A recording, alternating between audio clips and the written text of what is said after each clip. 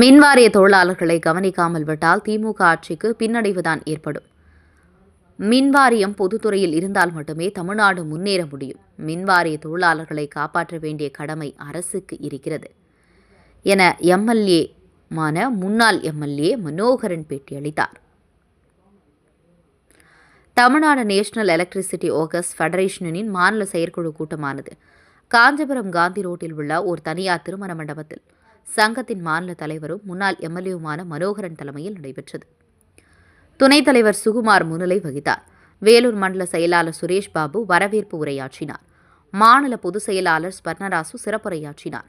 மேலும் இந்த செயற்குழு கூட்டத்தில் தமிழ்நாடு மின்வாரியம் 3 பிரிவுகளாக பிரிக்கப்பட்டு சட்டப்பூர்வமாக பதிவு செய்யாத நிலையில் மின்சார சட்ட மசோதா 2023 கைவிடவும், பொதுத்துறை நிறுவனமாக தொடர்ந்து செயல்படவும், தமிழ்நாடு மின் உற்பத்தி மற்றும் பகிர்மான கழகத்தில் அனுமதிக்கப்பட்டுள்ள களப்பணிகளில் தேவையான பணியாளர்கள் மிக குறைவாக உள்ளதால் போதுமான புதிய பணியாளர்களை தேர்வு செய்திடவும், மின் ஊழியர்கள் பணிக்காலத்தில் இறந்துவிடும் பணியாளரின் வாரிசுக்கு வேலைவாய்ப்பு வழங்கிடும் நடைமுறையில் பல்வேறு சலுகைகள் வழங்கி தமிழக அரசின் ஆணை எண் 33 labour and skill development D1/8/2003 படி மின் வாரியத்தில் நடைமுறைப்படுத்திட மின்கழக தலைவர் உத்தரவு வழங்கிட வேண்டும் உள்ளிட்ட பல முக்கிய தீர்மானங்கள், மொத்தம் 17 தீர்மானங்கள் நிறைவேற்றப்பட்டது. இந்த செயற்குழு கூட்டத்தில் சங்கத்தின் பல்வேறு பொறுப்பு நிலையில் உள்ள முக்கிய நிர்வாகிகள், செயற்குழு உறுப்பினர்கள் பங்கேற்றனர். இதனையடுத்து செய்தியாளர்களை சந்தித்த தமிழ்நாடு நேஷனல் எலக்ட்ரிசிட்டி ஒர்க்கர்ஸ் ஃபெடரேஷனின் மாநில தலைவரும் முன்னாள் எம்எல்ஏவுமான மனோகரன் தெரிவிக்கையில், பல்வேறு பேரிடர் காலங்களில் முன்கள பணியாற்றி இந்த ஆட்சியின் பெருமையை காப்பாற்றிக் கொண்டிருக்கும் மின்வாரிய தொழிலாளர்களை இந்த ஆட்சியாளர்கள் நன்கு கவனிக்க வேண்டும். அவர்களை கவனிக்கவிட்டால் மின்வாரிய தொழிலாளர்களிடையே தொய்வு வந்து அது தமிழக வளர்ச்சிக்கு எந்தவிதமான முன்னேற்றமும் இருக்காது.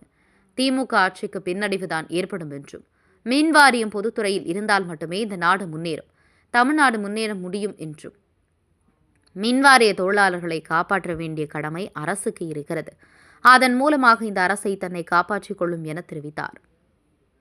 ஆகவே நான் மாண்புமிகு முதலமைச்சர் அவர்களையும் மின்சாரத்துறை அமைச்சர் அவர்களையும் கேட்டுக்கொள்வது என்னவென்றால், மின்சார வாரியத்தினுடைய தொழிலாளர்களை நீங்கள் நன்கு கவனிக்க வேண்டும்.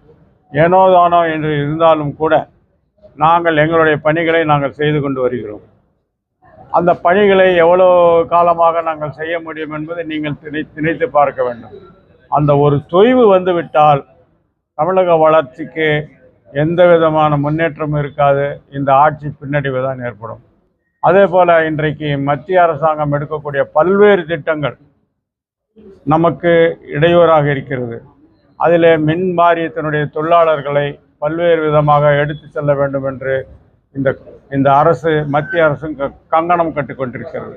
நாம் பொதுத்துறையிலே இருந்தால்தான் இந்த நாடு முன்னேறும், தமிழ்நாடு முன்னேற வேண்டும் என்று மீண்டும் மீண்டும் மாண்புமிகு முதலமைச்சர் அவர்களுக்கு இந்த செயற்குழு மூலமாக தெரியப்படுத்தி உடனடியாக நீங்கள் இதனை கவனம் செலுத்தி பல்வேறு செயல்களை செய்யப்படும். நம்மை காப்பாற்ற வேண்டிய கடமை இந்த அரசுக்கு இருக்கிறது. அதன் மூலமாக இந்த அரசு தன்னை காப்பாற்றிக் கொள்ளும் என்பதை மீண்டும் வலிமையாக சொல்லி, இந்த செயற்குழு மூலமாக தமிழக அரசுக்கு எங்களுடைய கோரிக்கை, நீங்கள் எங்களுடைய கோரிக்கைகளை கவனியுங்கள்.